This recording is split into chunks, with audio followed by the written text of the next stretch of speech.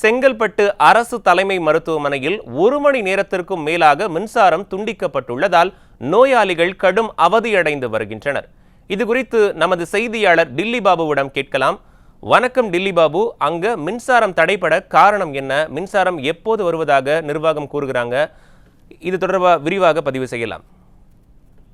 நிச்சயமாக நவீன், செங்கல்பட்டு மாவட்ட தலைநகர் பகுதியான செங்கல்பட்டு நகராட்சியில் அரசு தலைமை மருத்துவமனை செயல்பட்டு வருகின்றது. இந்த மருத்துவமனைக்கு செங்கல்பட்டு மாவட்டம் மட்டுமின்றி காஞ்சிபுரம், விழுப்புரம், திருவண்ணாமலை உள்ளிட்ட பல்வேறு பகுதிகளில் இருந்து ஏராளமானோர் உள்நோயாளிகளாகவும் வெளி நோயாளிகளாகவும் சிகிச்சை பெற்று வருகின்றனர். இந்த மருத்துவமனையில் குடிநீர், கழிவறை உள்ளிட்ட அடிப்படை வசதிகள் கூட இல்லை என தொடர்ந்து குற்றச்சாட்டு எழுந்து வருகின்றன.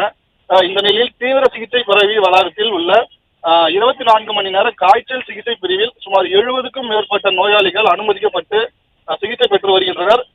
இந்த வார்டில் சுமார் 1 மணி நேரத்திற்கும் மேலாக திடீரென முன் அறிவிப்பின்றி மின்சாரம் துண்டிக்கப்பட்டதால் சிகிச்சை பெற்று வரும் நோயாளிகள் மின்சாரம் இன்றி மின்விசிறிகள் எதுவும் செயல்படாததால் கடும் சிரமத்திற்குள்ளாகி வருகின்றனர்.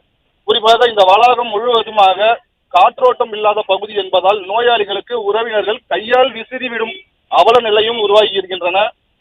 மின்சாரம் துண்டிக்கப்பட்டு சுமார் 1 மணி நேரத்திற்கும் மேலாகவும் இதுவரை மருத்துவமனை நிர்வாகம் எந்தவித நடவடிக்கையும் எடுக்கப்படவில்லை என குற்றச்சாட்டும் எழுந்துள்ளது. அதே போல மருத்துவமனையில் மின்சாரம் இல்லாததால் மின் தூக்கி செயல்படாமல் இருப்பதால் மருத்துவமனைக்கு வரும் நோயாளிகள் மற்றும் நோயாளிகளின் உறவினர்கள் மின் தூக்கி இல்லாமல் படியை பயன்படுத்தி செல்லும் அவல நிலை உருவாகி இருக்கின்றன.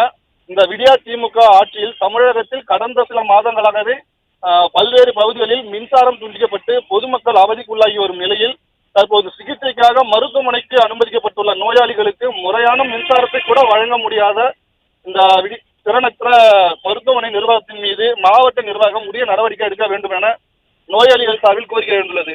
நவீன், விவரங்களுக்கு நன்றி டில்லி பாபு.